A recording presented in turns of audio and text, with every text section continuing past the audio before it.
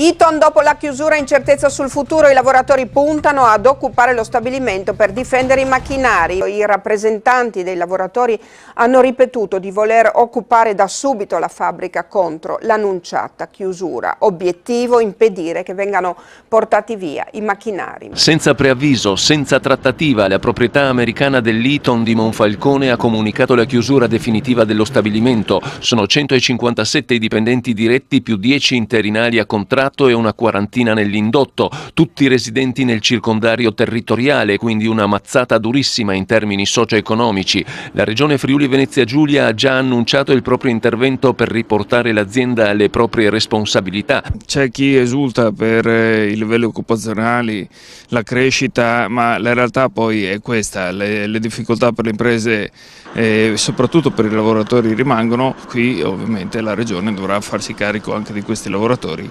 La Eaton produceva valvole per motori automobilistici con una capacità di 50.000 pezzi al giorno, un settore che le analisi di mercato danno già in ripresa. L'azienda però in una nota richiama una caduta della domanda ed esprime la propria disponibilità ad un tavolo di confronto.